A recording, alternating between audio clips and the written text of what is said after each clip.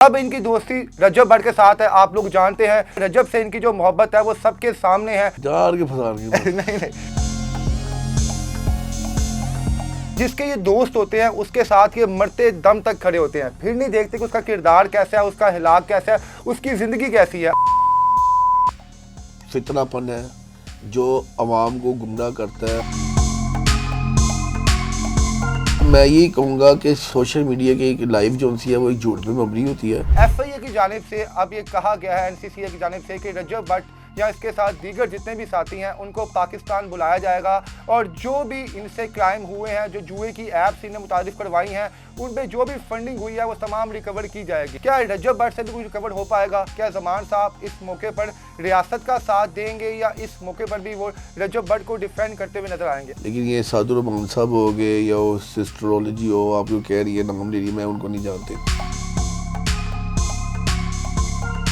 मुझे उम्मीद है कि वो फेस करेगा इसको आके। अदारों का एहतराम करना, अदारों की इज्जत करना और अदारों के जो मामलात हैं उसके ऊपर पूरे तरीके से उतरना वो हर बंदे पे ऊपर फ़र्ज़ है। जो रजब है वो अपने वालिदैन का एक ताबेदार बच्चा है और मेरा उस वजह से इस निस्बत से उसके साथ ज़्यादा अट्रैक्शन है। आप जब इन इन्फ्लुएंसर्स को सोशल मीडिया पे देखते हैं, मुख्तलिफ किस्म की बेहयाई फैला रहे होते हैं, तो आपका उस वक्त दिल क्या करता है? आप बीइंग अ फ्रेंड आप रजब को गाइड करते हैं कि यार तुमने इस किस्म का कंटेंट नहीं बनाना, तुम दूर हो इस चीज़ से?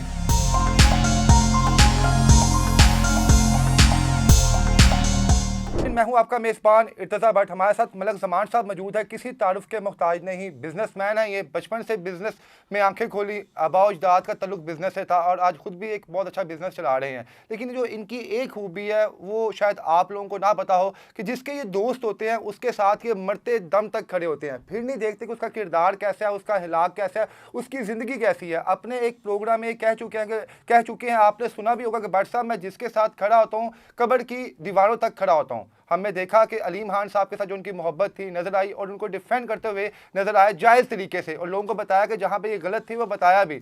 अब इनकी दोस्ती रजब भट्ट के साथ है। आप लोग जानते हैं रजब से इनकी जो मोहब्बत है वो सबके सामने है, जो ये कर चुके हैं। इवन के मुख्तलिफ इवेंट्स पे ये उनके पैसे देते हुए नजर आया। शादी जब उनकी हुई तो पूरे वलीमे का जितना भी खर्चा था वो रजब साहब का मलक ज़मान साहब ने अपनी जेब से अदा किया। और जब रजब ने पूछा तो मलक साहब ने बिल्कुल भी नहीं बताया कि जनाब के कितने पैसे लगे, कितने नहीं लगे। ये मोहब्बत थी और इनके दोस्ती शुरू होती है इनकी बेटे की रजब भट्ट के साथ, और उसके बाद फिर मलक ज़मान साहब की एंट्री होती है और बताते हैं जनाब कि किस तरह इनका रिश्ता जो है एक बड़ा मजबूत हो चुका है। सबसे अहम बात, एफआईए की जानिब से अब ये कहा गया है, एनसीसीए की जानिब से, कि रजब भट्ट या इसके साथ दीगर जितने भी साथी हैं उनको पाकिस्तान बुलाया जाएगा और जो भी इनसे क्राइम हुए हैं, जो जुए की ऐप्स इन्हें मुतारिफ करवाई हैं, उन पे जो भी फंडिंग हुई है वो तमाम रिकवर की जाएगी। इससे पहले सादुर रहमान उर्फ डकी बाई से तकरीबन 10 करोड़ पाकिस्तानी जो है वो रिकवर करवाए गए हैं। ये मैं अपनी ज़बान से नहीं कह रहा, ये एफआईए वाले अपनी ज़बान से कह रहे हैं कि हमने इतनी रिकवरी करवाई है। क्या रजब भट्ट से भी कुछ रिकवर हो पाएगा? क्योंकि वो लम्हा बा लम्हा ज़मान साहब के साथ रहते हैं। क्या ज़मान साहब इस मौके पर रियासत का साथ देंगे या इस मौके पर भी वो रजब भट्ट को डिफेंड करते हुए नजर आएंगे? अस्सलाम वालेकुम सर। जी वालेकुम सलाम। मलक साहब पहले तो ये बताएं कि आप दोस्तों से किस हद तक मुखलिस हैं? नहीं, पहले बरसा मैं आपको ये बताऊंगा, जो भी आपने अभी एक बात की है कि वलीमे का खर्चा मैंने किया, नहीं, खतर कोई ऐसी बात नहीं है, उसमें कोई हकीकत नहीं है। वो उसी ने किया था, पैसे उसने मुझे पकड़ाए जो मैंने आगे दिए थे। ये शायद आप तक ये बात गलत पहुंची है। चलें, ये ठीक है, एक बात तो मलक साहब ने मैं कह दी है। क्लियर करके बात बता दूं कि ये बात गुजर चुकी हुई है, पुरानी हो चुकी हुई है, लेकिन फिर ये आज बात निकली है तो मैं बता दूं पैसे उसी ने दिए थे, उन्हीं के पैसे लगे थे, मेरा कोई पैसा नहीं लगा था। ठीक है मलक साहब, ये बताएं कि आपको हमेशा हम रियासत के जो भी पैरामीटर्स हैं उनके साथ खड़े हुए नजर आए हैं। आप कभी आपने रियासत मुखालिफ किसी भी एक्टिविटी का साथ नहीं दिया। सादुर रहमान को गिरफ्तार किया गया और अभी तक वो जुडिशल है, पिछले 22 दिनों से रिमांड पे था वो। डकी के अलावा रजब भट्ट का नाम लिया गया, मुख्तलिफ इकरा जो सिस्ट्रोलॉजी है उनका नाम लिया गया, इसका जिक्र कर लिया गया। क्या आपको लगता है कि रजब भट्ट दोबारा पाकिस्तान आएगा और वो एफआईए की उसमें जब उनको गिरफ्तारी डलेगी तो वो तमाम चीज़ें रिकवर होंगी उससे? देखिए, पहली बात हुई है भट्ट साहब, मैं तो किसी को यहाँ पे डिफेंड करने नहीं बैठा हुआ, ना मेरा कोई तारुफ है, ना मैं जानता हूँ इनको, देखा दुखा जरूर होगा, लेकिन ये सादुर रहमान साहब हो गए या वो सिस्टरोलॉजी हो, आप जो कह रही है नाम ले रही है, मैं उनको नहीं जानता इतना, ना मैंने इनको इतना कभी देखा भी हो, बाय फेस कभी मिले होने की अलग बात हो, मेरा इनसे कोई रब्ता नहीं है, ना मैं इनको जानता हूँ, मैं उनकी बात नहीं कर सकता। जो आपने रजब के मतलब बात की है, उसके ऊपर कोई अदारों ने कोई बात की हुई है या कोई नोटिस भेजे हुए हैं, तो मुझे उम्मीद है कि वो फेस करेगा इसको आके।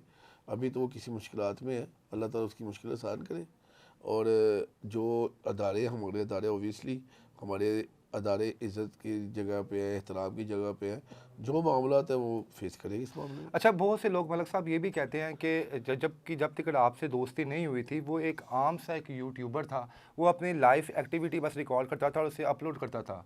आपसे जब दोस्ती हुई, आपसे जब मुलाकात हुई, तो बड़े बड़े लोगों से आपने उनकी मुलाकात करवाई, एक आपने बैठक करवाई, और उसके बाद रजब भट्ट वो रजब भट्ट नहीं रहा जो था। उसके बाद उसके अंदर उसकी ज़बान में गुस्सा भी नज़र आया हमें, उसकी ज़बान में हमें बदतमीज़ी भी नज़र आई, एग्रेसिवपन भी नज़र आया। ये क्या आपने उसे शय दी थी कि रजब, मैं तुम्हारा बड़ा भाई हूँ, मैं तुम्हारे पीछे खड़ा हूँ? जार के फसान की बस। नहीं नहीं। बात ये है भाई, इज्जत देने का काम और जिल्लत देने का काम वो मेरे अल्लाह ताला के हाथ में है, वो किसी के इख्तियार में नहीं है। ना मैं किसी जोगा हूँ कि मैं किसी को कोई अल्लाह माफ़ करे, किसी को कोई शय दूँ, किसी को कोई मैं इस मामले में हाथ डालूँ या कोई किसी को मैं ज़्यादा फूल दूँ। देखो, अगर मैं किसी के साथ हिस्सा करूँगा तो मेरे आगे मेरे बच्चे भी हैं। हमें तो एक ही बात हमारे वालिदैन ने समझाई हुई है कि हम जितने मेरे सच्ची भी होती थी ना, मेरे वालिद साहब ने मुझे हमेशा अपने इस मामले के अंदर कहा, किसी भी मामले में हमें ही गलत कहा। वो परवरिश ये की कि किसी भी नेगेटिव में से अल्लाह ताला ने हमें किसी में नहीं डाला। जो मेरे दोस्त से बाब होते हैं, भाईचारा जहाँ पे होता है, मैं तो एक ही बात कहता हूँ, जो पॉजिटिव होती है उसको फैलाओ, उसको आगे लेके चलो। अदारों का एहतराम करना, अदारों की इज़्ज़त करना और अदारों के जो मामलात हैं उसके ऊपर पूरे तरीके से उतरना, वो हर बंदे पे ऊपर फ़र्ज़ है। अदारे किसी और के नहीं, हमारे ही अदारे हैं।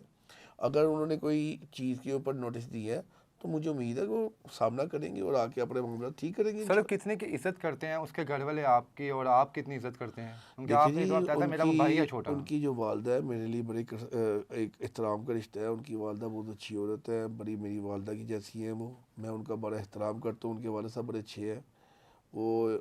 और जो रजब है वो अपने वालिदैन का एक ताबेदार बच्चा है, और मेरा उस वजह से, इस निस्बत से उसके साथ ज़्यादा अट्रैक्शन है।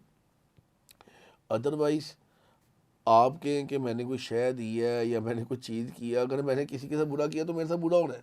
ठीक है। अगर मैंने किसी के साथ बुरा नहीं किया तो अल्लाह ताला ने मुझे 10 दुगना इसका रिटर्न वापस करना सब मलिक साहब है। मुझे आप, तो एक ही चीज़ जी समझाई जी, गई है मेरे वालिद साहब की तरफ से, वो ये चीज़ थी कि कर भला हो भला, कर भला सो हो भला। सो हो अच्छा भला। मलिक साहब, आप खुद भी सोशल मीडिया पर्सनैलिटी हैं, हमें मुख्तलिफ प्रोग्राम्स में नज़र आते हैं।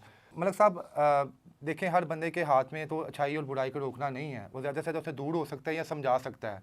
आप जब इन इन्फ्लुएंसर्स को सोशल मीडिया पे देखते हैं, मुख्तलिफ किस्म की बेहयाई फैला रहे होते हैं, तो आपका उस वक्त दिल क्या करता है? आप बीइंग अ फ्रेंड, आप रजब को गाइड करते हैं कि यार तुमने इस किस्म का कंटेंट नहीं बनाना, तुम दूर हो इस चीज़ से?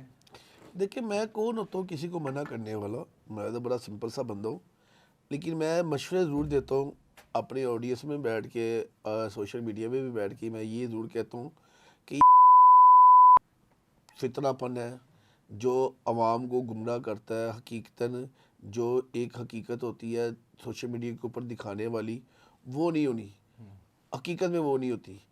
तो ज़्यादा आप ये सोशल मीडिया देखने वाले जितने भी हैं, अब इसके साथ फिर कोई अजीबोगरीब मीम जोड़ते हैं, वो मुझे गलत, वो लोग वो तोड़ फोड़ कर वो लेते एक हैं। ना तोड़ फोड़ कर लेते हैं।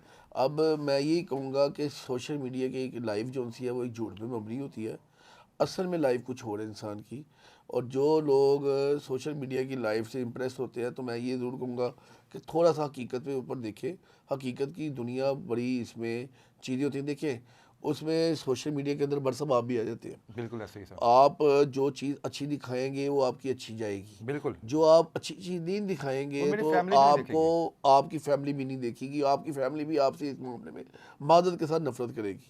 तो लिहाजा बात यह है कि एक चीज़ जो कोई अच्छी दिखाएगा तो उसकी अच्छी अप्रोच होगी, उसकी अच्छी आवाज़ निकलेगी, उसको लोग अप्रिशिएट करेंगे। और जो नेगेटिव दिखाएगा तो ज़ाहिर बात है, नेगेटिव तो हमेशा एक कंट्रोवर्सी में चलती है और वो मामला कभी ना कभी जाके खराब अच्छा जरूर मलिक होते साहब हैं। देखिए, हम आपसे ये सवाल इसलिए पूछने में रजब नो डाउट पाकिस्तान का सबसे ज्यादा ट्रेंडिंग में सर्च करने वाला एक इन्फ्लुएंसर है, और लोग भाईजान इसके उसकी बारे अपनी में लाइफ है, अपनी मैं है। वो कौन अच्छा होता है उसके नहीं मतलब नहीं, कहने आप वाला। जानते हैं मेरे से ना। आप मेरी लाइफ के मतलब पूछे भट्ट साहब, मैं उसका आपको जवाब दूँ, आप मेरे से पूछे कुछ सियासी नहीं मामला मैं आप आपको उसका जवाब दूँ। देखिए अभी वो इस टाइम मुश्किल में है, वो एक अपनी फैमिली से अलहदा होके अभी वो और मुश्किलात की वजह से बाहर है, तो ये मैं तलाक उसके वाली बात सर सच्ची थी? नहीं यार कोई ऐसी बात नहीं है, क्यों उसकी पर्सनल लाइफ क्यों डिस्कस करते हैं लोग। ठीक हो गया। देखिए एक इंसान की अपनी पर्सनल लाइफ भी होती है, और पर्सनल लाइफ को मैं नहीं कहता कि किसी को भी ज़ातियात के ऊपर आके इस तरह करके हिट करना वो बड़ी बात होती है, वो खानदानी बात नहीं होगी। बरसा अच्छा मलिक साहब, नौजवानों के नाम क्या पैगाम देंगे? नौजवानों के नाम यही पैगाम दूंगा कि खेलों में जाएं, खेलों के मैदान बात करें, आपके हॉस्पिटल वीरान होंगे, आपका ये देखेंगे मंशियात का खात्मा होगा। बस अपने आप को एक ऐद करें कि आपने कोई ना कोई किसी न किसी एक स्पोर्ट से एक बिल्कुल उसको आप एक्टिविटी का हिस्सा बना लें। जितने भी दोस्त बाब हैं, चाहे उनकी उम्र गुजर गई है या अभी नौजवान है या गुजरने वाली है, तो अपनी एक लाइफ में ना स्पोर्ट्स को एक लाजमन हिस्सा बनाए, चाहे बैडमिंटन है, चाहे क्रिकेट है, चाहे फुटबॉल है, उसमें लाजमन जाए।